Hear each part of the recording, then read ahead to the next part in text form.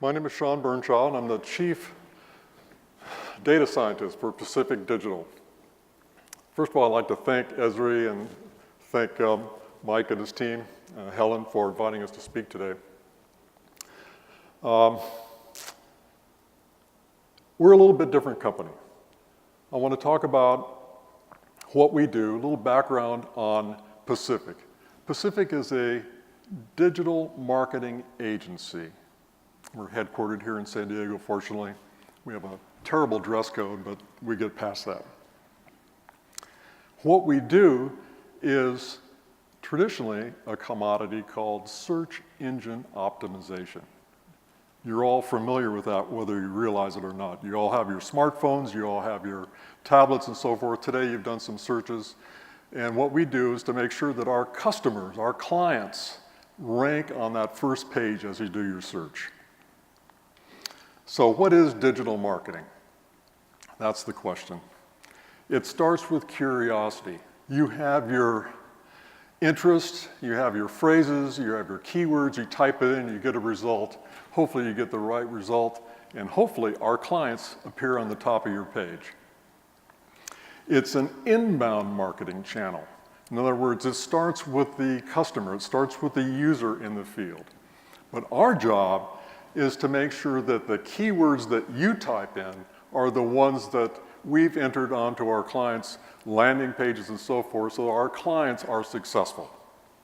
We have to adjust content, continually adjust content to make sure that we're timely, we're keeping pace.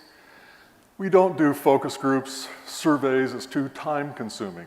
Automation is coming into play. It's a very interesting, dynamic, fast-paced environment to keep that content current for our clients' customers.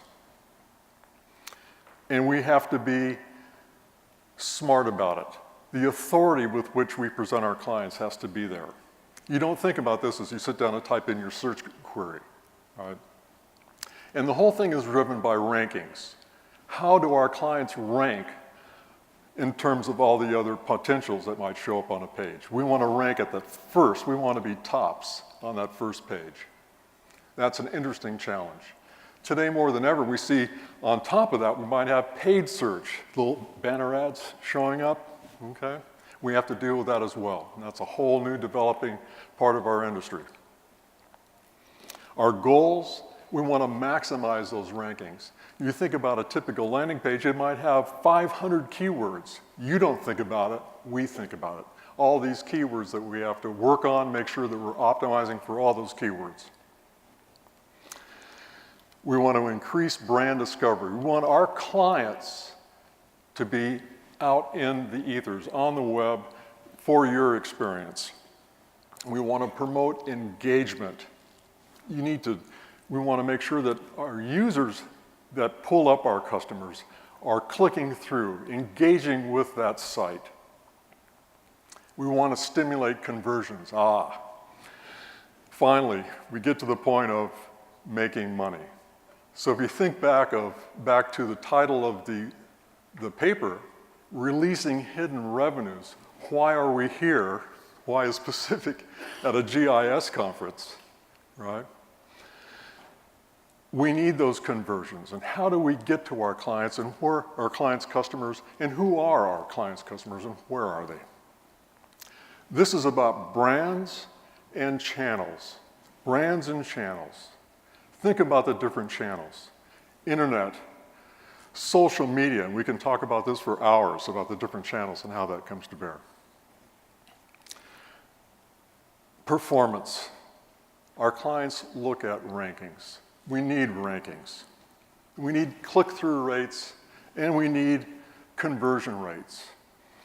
But more importantly today, we have to, as leaders in the industry, we need to pull back the layers. We have to get to the linkage between the expenditure on this previously thought of commodity of search engine optimization.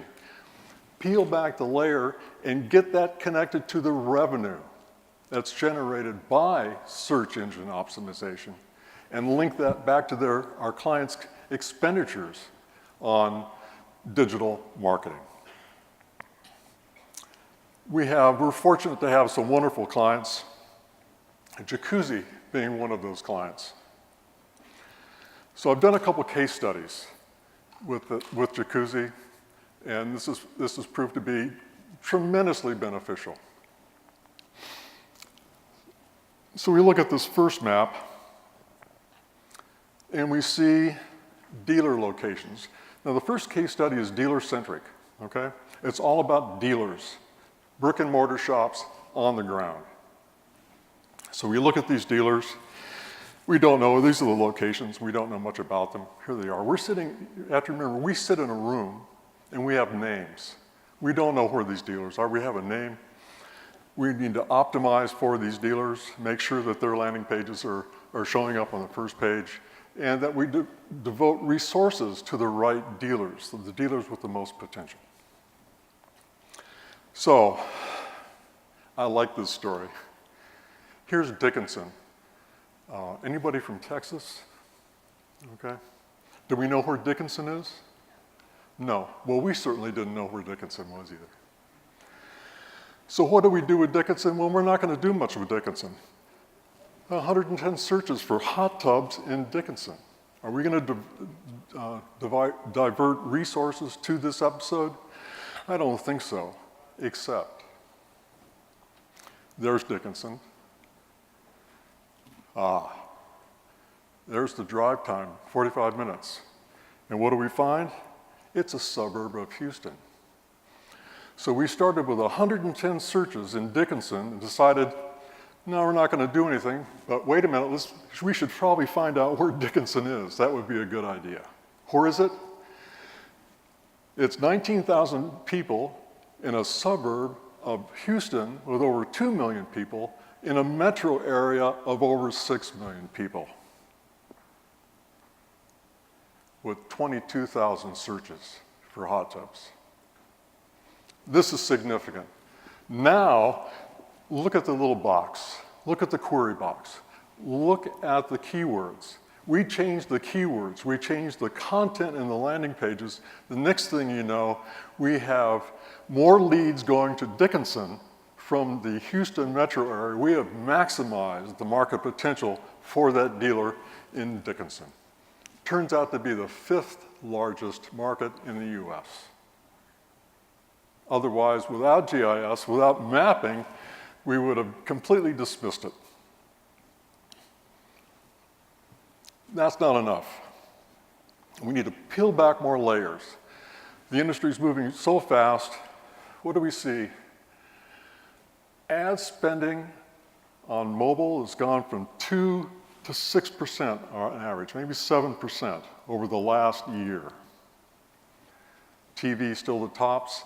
Mobile is moving up, right?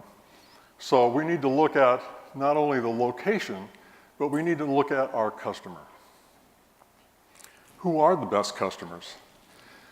What do they look like? What are the characteristics? A little background. Jacuzzi, a couple years ago, sent us their basic profile of their optimal customer. What was that? It was high income, median age 46 years old. Okay, that makes sense. Those are the people buying hot tubs. Where are they located, these customers? We need to know where they're located. And interesting thing is, what of these factors, the explanatory factors, these characteristics, how do they contribute to sales?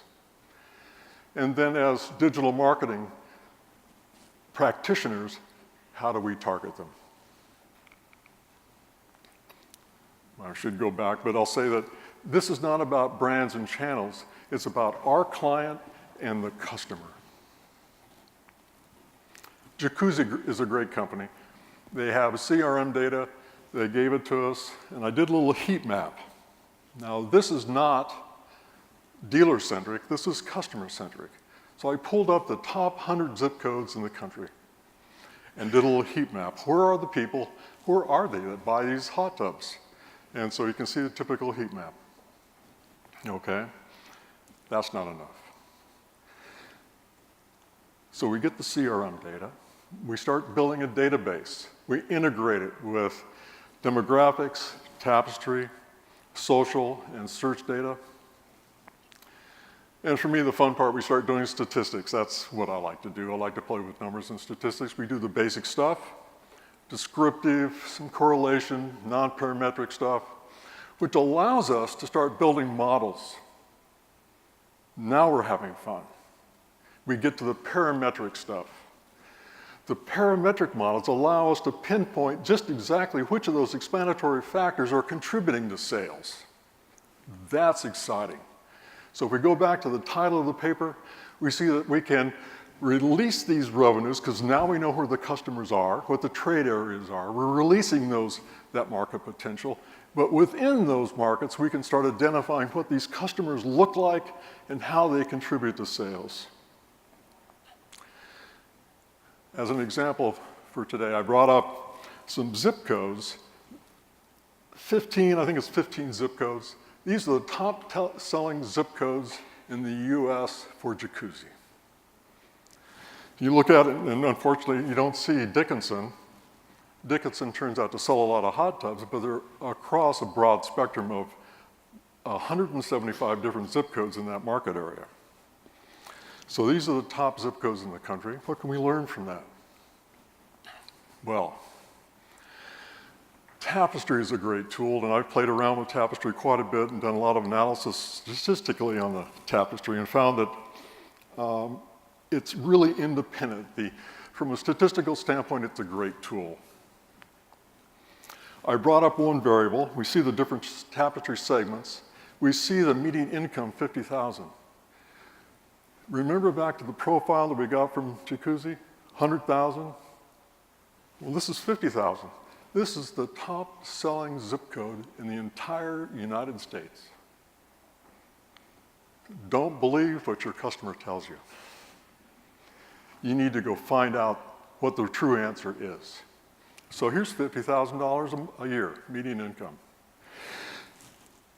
Tapestry segments, yeah, it's unusual. I don't know what that means, but we know what that means now. We've gone and drilled down. We see what the characteristic is, what the profile is. But I want to go look at some other zip codes. Lubbock, Texas. Well, the Tapestry segments are completely different. Income has gone up to 79,000. That looks better. That looks more like what Jacuzzi told us. But still, how can it be so completely unrelated to Vermont? Well, let's go up the coast here from San Diego to Encinitas. Income has gone up. No Tapestry segments in common with Lubbock, Texas, or with Vermont, Ludlow, Vermont. Now we go up the coast further. Mill Valley, the Bay Area. What I find interesting about this is now we have some overlap. We find that in California we have overlap in segmentation. Income's gone up, but maybe California has some characteristics in common across these top-selling zip codes. And we find that that's the case. So the story we get from the customer-centric model is that we can't paint with a single brush, the broad brush, as they say. We have to tailor content. We have to tailor keywords regionally. Not only that, we have to reduce it down to more local levels so that we're bringing in the customers and they can relate. Remember that whole thing about engagement? We have to get the client or customers to engage with the website. Let's make content something that they're friendly with, feels like them. The user experience feels like something they want to engage, and we have acquisition of a long-term customer for our client. What are the implications for SEO? Well, in case study 1, we have this mantra, location matters. We saw the Dickinson trade area, location matters. Drive times, let's look at the trade area. Retailers are familiar with that concept. But for us, for the digital marketer, we need to rank where it's important. Rank where it's important. In case study 2, a little bit different. Well, we know location matters, but we also know that we need to rank with our customers. Now we know what the customers look like. And now as we release these hidden revenues from these markets that we didn't even know existed before, we can start to look at the rate of return on expenditures on digital marketing, and that's great for us as a company. Our client spends money, and we can say, you've made this much money because of the efforts that we've made on your behalf, and this is how we can show it to you. Long-term implications. Oh, I really enjoyed GIS Inc. this morning, Sunny, I believe, talking about the Internet of Things. The long-term implications. I like to take a phrase from this mobile industry. Mobile industry talks about long-term evolution. You all have your smartphone and it all says LTE on it, doesn't it? Right? Long-term evolution. But I like to extend that and say it's the long-term evolution of the Internet of Things. That's what we as digital marketers have to pay attention to. Mass personalized content. Think about those words, mass personalized content. But it's not an oxymoron, okay? Because we have diverse customers across the country. We have Ludlow, and we have Mill Valley, we have Encinitas, we have Lubbock, Texas. They're different. And as we evolve, we need to adjust this content for users so everybody feels engaged with that connection with our client. Mass personalized content. Nope.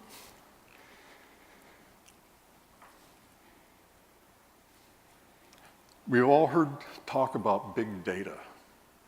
What is big data? We think about mass personalized content, big data, yes, Facebook. Think about all this, LinkedIn, all these huge data sets that live out in space.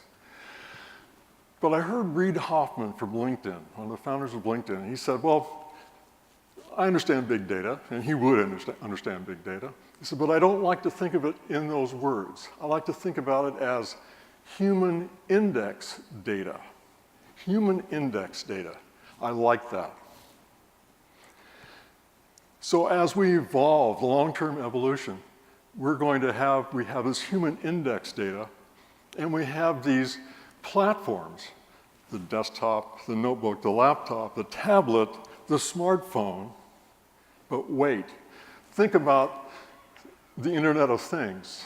We need to, as digital marketers, somehow reach down to your car so that your car can schedule the oil change for you. Your car will tell you. Your car will be linked to your Outlook and know what your schedule is and make that appointment. That's the Internet of Things. It's your refrigerator contacting the Internet for a replacement bulb. The Internet of Things. Your smart house, the smart city. So what does that mean? It means that location matters. Okay? Location matters. But it's more than that. We know where we are, location, but we need to learn how to navigate through the big data or the human index data, the sea of human index data. So I leave you with, we've become GIS experts, we know where we are. Now we need to learn how to navigate. Thank you.